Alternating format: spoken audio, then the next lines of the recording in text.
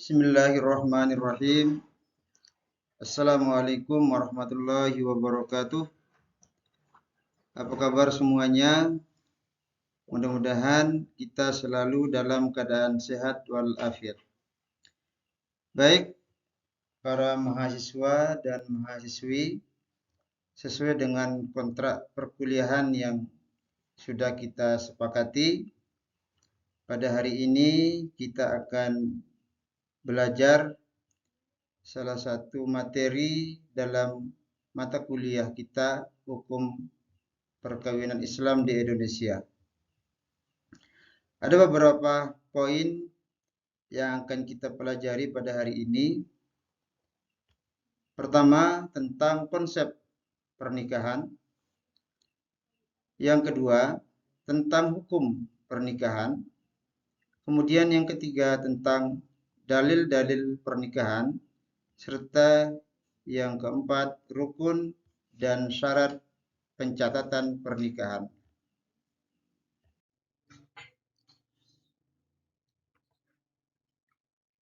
Melihat gambar ini, apa yang ada dalam pikiran saudara dan saudari, para mahasiswa dan mahasiswi?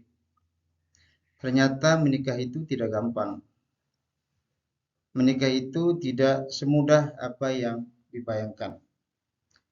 Menikah bukan hanya sekedar merubah status lajang.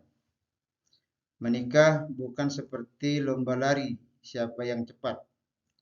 Tapi bagaimana kita memantaskan diri dalam menjalani batara rumah tangga untuk menuju sakinah, mawaddah, warahmah. Selanjutnya, tentang konsep pernikahan dalam Islam dan hukum positif.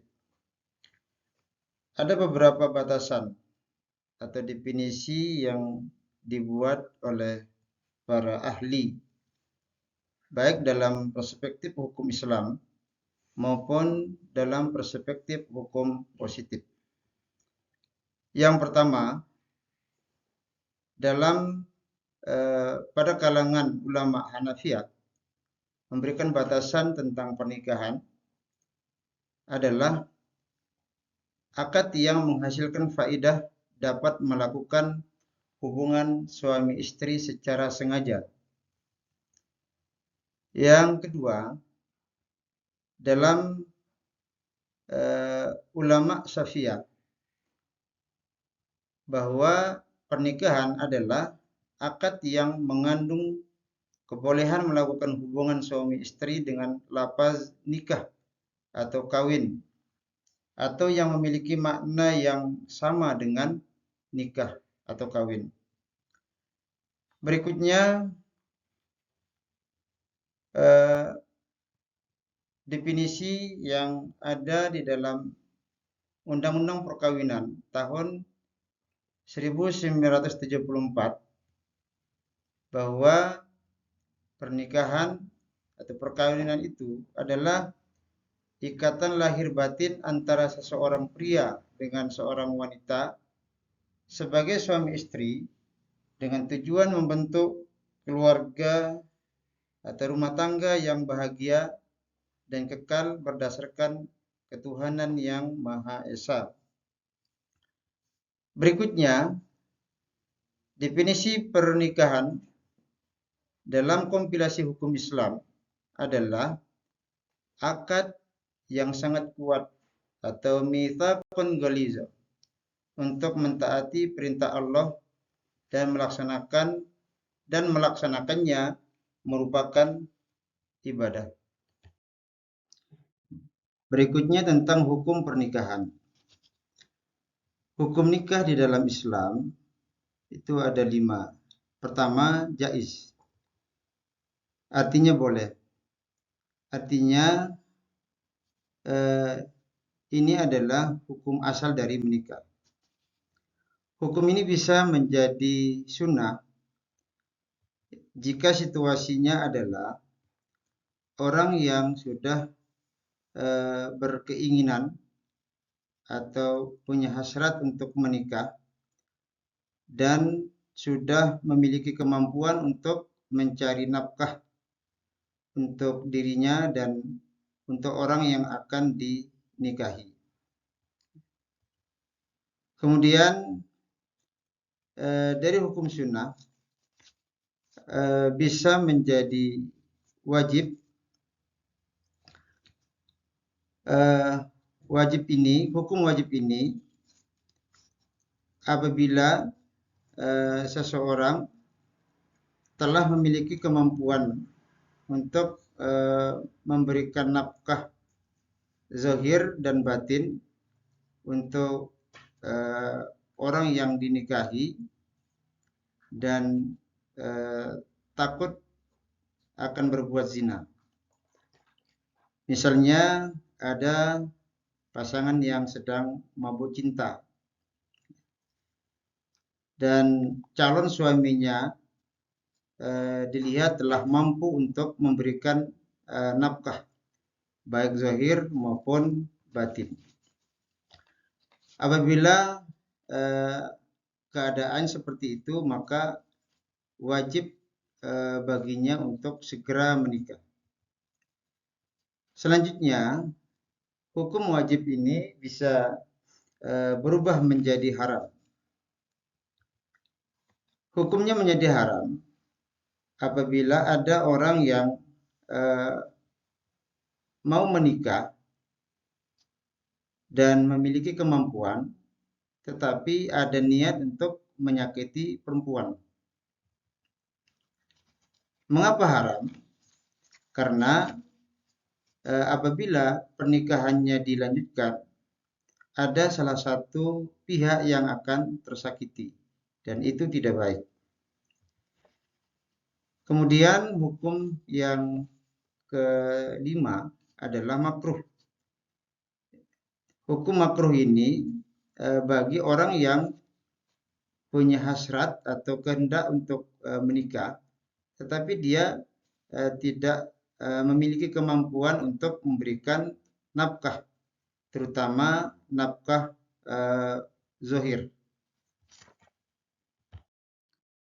Baik, selanjutnya tentang dalil-dalil pernikahan.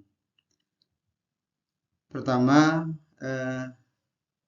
di dalam Al-Quran ada Quran surat Az-Zariyat ayat 49, Quran surat Yasin 36, Quran surat Al-Hujarat ayat 13, Quran surat An-Nahl ayat 72. Ini membahas tentang hakikat dan tujuan perkawinan. Selanjutnya Quran surat Ar-Rum ayat 21, Quran surat An-Nur ayat 32 yang membahas tentang hikmah perkawinan. Lalu ada Quran surat Al-Baqarah ayat 235. Ada Quran surat An-Nisa ayat 22 sampai 23. Kemudian Quran surat An-Nur ayat 3. Quran surat Al-Baqarah ayat 221. Quran surat Al-Maidah ayat 5 dan Quran surat Al-Mumtahanah ayat 10 yang membahas tentang larangan dalam perkawinan. Selain dalil-dalil Al-Quran, juga pernikahan itu diatur atau dijelaskan di dalam hadis Rasulullah Shallallahu Alaihi Wasallam. Sebagaimana diriwayatkan dari Anas bin Malik bahwasanya Nabi Shallallahu Alaihi Wasallam melihat ada bekas kuning-kuning pada Abdurrahman bin Auf. Maka beliau bertanya, apa ini? Ia menjawab, ya Rasulullah, saya baru saja menikahi wanita dengan mahar seberat biji dari emas. Maka beliau bersabda, semoga Allah memberkahimu. Selenggarakan walimah meskipun hanya dengan menyembelih seekor kambing. Hadis riwayat Muslim. Baik, kita lanjut kepada rukun nikah. Rukun nikah yang pertama adalah kedua mempelai. Jadi sebuah pernikahan itu harus ada orang yang akan menikah. Tidak akan mungkin pernikahan itu bisa ada kalau tidak ada yang menikah. Kemudian yang kedua adalah wali. Jadi wali menjadi rukun nikah yang kedua. Karena pernikahan tidak akan sah apabila tidak ada wali. Kemudian yang ketiga, harus ada dua orang saksi juga menjadi sah atau tidak sahnya pernikahan. Pernikahan yang tidak disaksikan oleh minimal dua orang, maka pernikahannya itu tidak sah. Kemudian rukun yang terakhir atau rukun nikah yang keempat itu adalah harus ada ijab qabul. Jadi keempat rukun ini harus ada di dalam sebuah pernikahan. Salah satu di antara yang empat ini tidak ada, maka pernikahan itu tidak dianggap sah. Kita lanjut kepada syarat sah nikah. Pernikahan itu akan sah pertama apabila ada kedua mempelai yang beragama Islam. Artinya tidak boleh satu di antara kedua mempelai itu yang tidak beragama Islam. Harus kedua-keduanya beragama Islam. Kemudian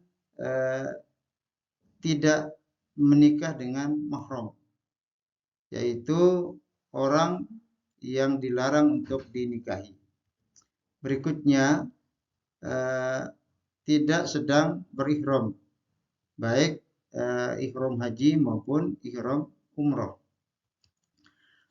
Kemudian orang yang menikah itu tidak dalam tekanan atau paksaan, melainkan orang yang menikah itu semata-mata atas kehendaknya sendiri. Lalu syarat sah berikutnya adalah wali. Jadi harus ada wali dari si perempuan, ya, karena tidak sah suatu pernikahan kalau tidak ada walinya. La nikah illa biwaliyin. Kemudian syarat sah berikutnya adalah si laki-laki tidak sedang beristri 4. Karena di dalam Islam maksimal laki-laki itu boleh menikahi perempuan dalam waktu yang bersamaan adalah 4 orang. Kalau dia sudah memiliki 4 orang istri, kemudian dia mau menikah lagi, maka dia harus menceraikan salah satu istri yang sedang bersamanya. Kemudian bagi istri juga harus tidak sedang menjadi istri orang lain, karena tidak sah dia menikah apabila dia masih berstatus menjadi istri orang. Baik, para mahasiswa, para mahasiswi, jangan bangga namamu ditulis di status sosial media, tapi berbanggalah jika nama kamu ditulis di buku nikah. Kenapa? Karena perempuan itu ibarat gembok yang masih sedang terkunci. Untuk membuka gembok itu harus punya buku nikah. Tanpa buku nikah, maka gembok itu tidak boleh dan tidak sah untuk dibuka, apalagi dibuka paksa. Para mahasiswa dan para mahasiswi, kemudian dalam konteks kita bernegara Republik Indonesia, maka seharusnya pernikahan kita itu dicatat.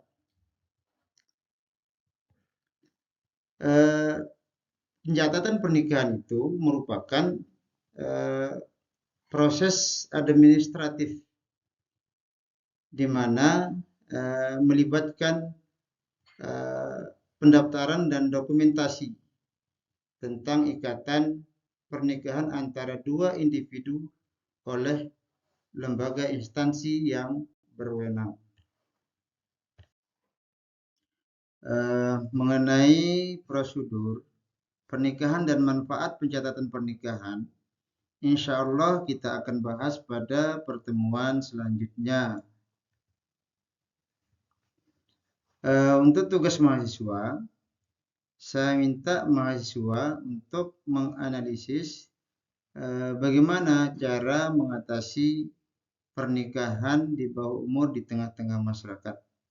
Dan saya minta tugas ini dikumpulkan minggu depan,